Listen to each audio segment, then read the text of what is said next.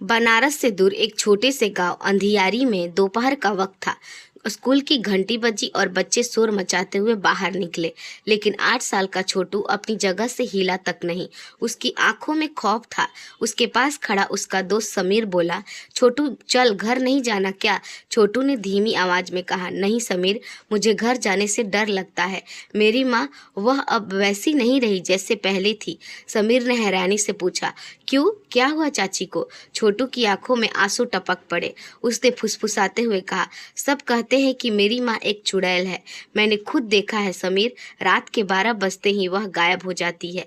उसके पैर उल्टे हो जाते हैं और वह शमशान की तरफ भागती है। यह बात स्कूल के मास्टर जी ने सुन ली। गांव में अफवाहों की आग को हवा मिल गई। शाम होते होते यह खबर पूरे गांव में फैल गई। गांव के मुखिया ठाकुर जालिम सिंह ने पंचायत बुलाई। ठाकुर ने गरजते हुए कहा, अगर इस गांव में कोई डायन या चुड़ैल रह रही है तो वह हमारी फसलों और बच्चों के लिए खतरा है। उस पार्वती, छोटू की मां को यहाँ पेश किया जाए। पार्वती को घसीटते हुए पंचायत के बीच लाया गया। उसके बाल बिखरे थे, कपड़े फटे हुए थे और चेहरा पीला पड़ गया था। वह बार बार हाथ जोड़ रही थी, ठाकुर साहब, मैं कोई चुड़ैल नहीं हूँ, मैं तो बस अपने बच्चे का पेट पाल रही हूँ। तभी गांव की एक औरत चिल्लाई, झूठ बोलती है यह, कल रात मैंने इसे शमशान की झाड़ियों में छिपते देखा था। इसके हाथ खून से सने थे। पार्वती खामोश हो गई। उसकी खामोशी ने गांव वालों को शक को यकीन में बदल दिया। छोटू दूर खड़ा अपनी माँ को देख रहा था। उसकी समझ में नहीं आ रहा था कि वह अपनी माँ से नफरत करे या उसे बचाए। उस रात ठाकुर ने अपने 2 गुंडों को पार्वती पर नजर रखने के लिए भेजा। रात के ठीक 12 बजे पार्वती की झोपड़ी का दरवाजा धीरे से खुला। वह एक काली चादर ओढ़कर दबे पांव बाहर निकली। उसके पीछे पीहे ठाकुर के आदमी और छिपकर छोटू भी चल पड़ा। पार्वती गांव की सरहद पार कर उस पुराने शमशान की तरफ बढ़ रही थी, जहां वर्षों से कोई दिन में भी नहीं जाता था। वहां जलती हुई चिताओं की राख और सन्नाटा था। अचानक पार्वती रुकी। उसने धीरे धीरे देखा कि फिर एक पुरानी कब्र के पास जाकर बैठ गई। उसने जमीन खोदना शुरू किया। छोटू की धड़कनें तेज हो गई। उसने देखा कि उसकी माँ जमीन से कुछ निकाल रही थी। वह कुछ सफेद सा हड्डी जैसा था। पार्वती ने उसे अपने सीने से लगाया और फुट फुट कर रोने लगी। तभी बिजली कड़की और ठाकुर के आदमियों ने चिल्लाकर कहा, पकड़ो इस डायन को, आज यह रंगे हाथ पकड़ी गई है। पार्वती भागने लगी, लेकिन वह गिर पड़ी। उसके हाथ में जो चीज थी वह मिट्टी में सन गई थी। बिजली कड़क रही थी और शमशान की ठंडी हवा पार्वती के बिखरे बालों को उड़ा रही थी। ठाकुर के 2 आदमी, बृंदा और सुक्खा, अपनी लाठियां तानकर पार्वती की ओर बढ़े। पार्वती जमीन पर गिर पड़ी। उसका पूरा शरीर कांप रहा था। मिट्टी में सनी वह सफेद चीज अब भी उसके हाथ में कस कर दबी थी। बृंदा चिल्लाया, दिखा क्या छिपाया है तूने इस कब्र के नीचे, आज तेरा काला जादू पूरा गांव देखेगा। उसने झपट्टा मारकर पार्वती के हाथ से वह चीज छीन ली। टॉर्च की रोशनी उस पर पड़ी तो सबकी आंख फटी की फटी रह गई। वह कोई हड्डी नहीं थी, वह एक पुराना सफेद मलमल का कपड़ा था, जिसमें किसी नवजात बच्चे की छोटे छोटे कपड़े लिपटे हुए थे। उन कपड़ों पर खून के सूखे निशान थे। सूखा थूकते हुए बोला, देख बृंदा, यह चुड़ैल बच्चों के कपड़े चुराती है ताकि उन पर जादू टोना कर सके। इसी ने पिछले महीना मुखिया जी के घर में जो अनहोनी हुई थी वो करवाई होगी। पार्वती को घसीटते हुए वापस गांव लाया गया और एक पुरानी लकड़ी की कोठरी में बंद कर दिया गया। गांव वाले बाहर इकट्ठा थे, हाथों में मसाल लिए। सबकी जुबान पर एक ही बात थी, सुबह होते ही इसे जिंदा जला दिया जाए। छोटू खिड़की के पास देख रहा था अपनी माँ को। पार्वती अंदर जमीन पर सिर पटके जा रही थी और रोते हुए कुछ बड़बड़ा रही थी। छोटू की हिम्मत नहीं हो रही थी कि वह अंदर जाए, पर अपनी माँ की वह हालत उससे देखी नहीं जा रही थी। वह धीरे से खिड़की के पास गया और फुसफुसाया, माँ तुम वहाँ क्या कर रही थी? क्या तुम सच में? पार्वती ने सिर उठाया। उसकी आंखें लाल थी, चेहरा आंसुओं से भीगा हुआ था। उसने छोटू का हाथ पकड़ा और फटी आवाज में कहा, छोटू भाग जा यहाँ से, ये लोग मुझे मार डालेंगे, पर तू याद रखना, तेरी माँ ने कभी किसी का बुरा नहीं चाहा। वह सफेद कपड़ा, वह तेरी सच्चाई है। छोटू इससे पहले कि पार्वती कुछ और कह पाती, ठाकुर जालिम सिंह वहाँ आ धमका।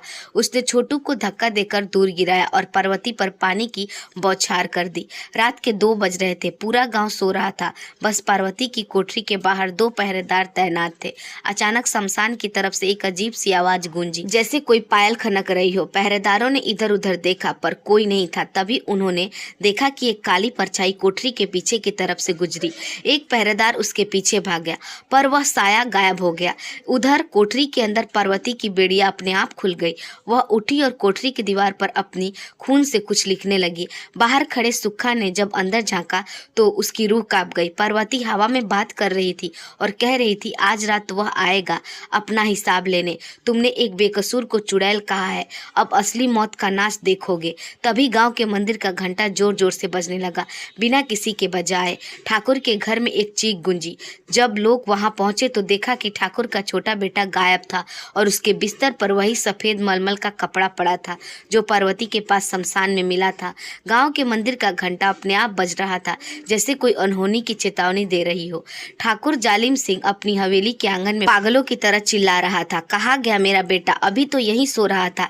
तभी ठाकुर की नजर उस सफेद मलमल के कपड़े पर पड़ी जो उसके बेटे के खाली बिस्तर पर रखा था।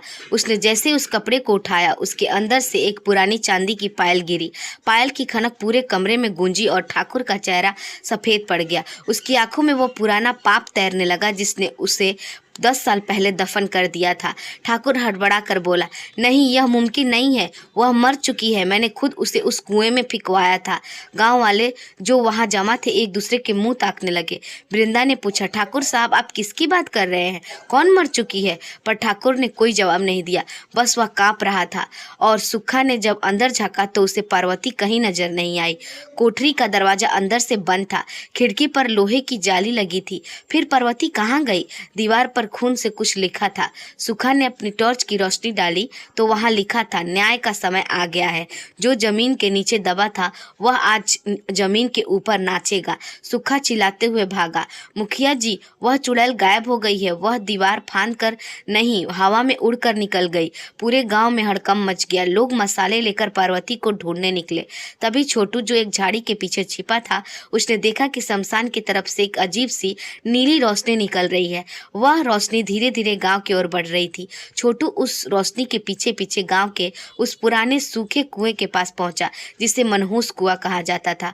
वहां उसने देखा कि पार्वती कुएं की मुंडेर पर बैठी थी। उसके हाथ में वही चांदी की पायल थी और वह कुआं के अंदर झांक रही थी, पर किसी से बातें कर रही थी। बस थोड़ा और इंतजार, आज रात उसे अपने किए की सजा मिलेगी, पार्वती धीमी आवाज में कह रही थी। छोटू ने हिम्मत जुटाकर पुकारा, माँ। पार्वती पलटी। उसकी आंखों में पुतलियां पूरी तरह सफेद हो चुकी थी। उसने छोटू की तरफ हाथ फैलाया और कहा, छोटू यहाँ आकर देख, तेरी असली माँ तुझे बुला रही है। छोटू शून्य रह गया। असली माँ? आप यह क्या कह रही हैं माँ? आप ही तो मेरी माँ है। पार्वती एक डरावनी हंसी हंसी। मैं तो बस एक पहरेदार हूँ छोटू, उस राज की पहरेदार जिसे इस गांव ने 10 साल पहले मिट्टी में दबा दिया था। उस सफेद कपड़े में लिपटी लाश तेरी नहीं, ठाकुर के उस राज की थी जिसने तुझे मुझसे छीना था। तभी ठाकुर के पीछे गाँव वाले हुजूम वहां पहुंच गए। ठाकुर ने पार्वती को देखते ही चिल्लाया, पकड़ लो इसे, यही मेरे बेटे को उठाकर ले गई है। गांव वाले जैसे ही पार्वती की तरफ बढ़े, कुएं के अंदर से एक भयानक चीख निकली। अचानक कुएं से हजारों काले कौवे एक साथ बाहर निकले और गांव वालों पर हमला कर दिया। आसमान काला पड़ गया। जब कौवे हटे तो कुएं की मुंडेर पर पार्वती अकेली नहीं थी, उसके बगल में एक धुंधली सी परछाई खड़ी थी, एक औरत जिसके गले में फंदा था और उसकी आंखें अंगारे जैसी दहक रही थी। पार्वती ने ठाकुर की ओर इशारा किया और गर्जी, जालिम सिंह, आज इस मासूम बच्चे ठाकुर का बेटा का जान तभी बचेगी जब तू पूरे गांव के सामने वह सब कबूलेगा जो तूने 10 साल पहले इस कुएं में दफन किया था। ठाकुर घुटने के पल गिर पड़ा। उसके माथे पर पसीना था। उसने अपनी कांपती उंगलियों से छोटू की तरफ इशारा किया और कुछ ऐसा कहा कि सुनने वालों के पैरों तले जमीन खिसक गई। कुएं की मुंडेर पर बैठी उस धुंधली परछाई को देखकर पूरे गांव में सन्नाटा पसर गया। ठाकुर जालिम सिंह की रूह कांप रही थी। पार्वती की आंख अंगारों की तरह दहक रही थी। वह चिल्लाई, बोल ठाकुर, वरना तेरा बेटा आज इस कुएं में गहराइयों में समा जाएगा। ठाकुर घुटने के पल गिर पड़ा और फूट फूट कर रोने लगा।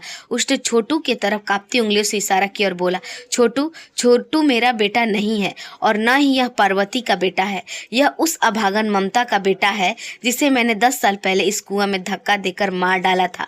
पूरे गांव के होश उड़ गए। ठाकुर ने आगे बताया, ममता इस हवेली की नौकरानी थी। उसे सच पता चल गया था कि में अपनी ही जमीन के नीचे दबे खजाने के लिए गांव वालों को जहर दे रहा था। उसे चुप कराने के लिए मैंने उसे मार दिया। पार्वती जो ममता की सहेली थी, उसने ममता के आखिरी वक्त में उसका वादा किया था कि वह उसके बच्चे छोटू को पालकर बड़ा करेगी और एक दिन उसे उसका हक दिलाएगी। गांव वाले सुन थे, जिसे वे चुड़ैल समझ रहे थे, वह तो एक ममतामयी रक्षक निकली। पार्वती ने रोते हुए कहा, हाँ, मैं शमशान इसलिए जाती थी ताकि ममता की आत्मा को शांति कर सकूं। वह सफेद मलमल का कपड़ा ममता की ओढ़नी का टुकड़ा था, जिसे पहनकर उसने दम तोड़ा था। वह पायल ममता की निशानी थी। अचानक कुएं से एक भयानक काली धुंध निकली और ठाकुर के गले को दबोच लिया। वह धुंध ममता की रूह थी। वह ठाकुर को खींचकर कुएं की तरफ ले जाने लगी। ठाकुर चिल्लाया, बचाओ मुझे, बचाओ। पार्वती ने हाथ जोड़े और ममता की रूह से विनती की, ममता, इसे मत मारो। अगर तुम आज कातिल बनी तो तुम्हारी रूह कभी आजाद नहीं होगी। इसके पापों की सजा कानून देगा। पर ममता की रूह शांत नहीं हुई।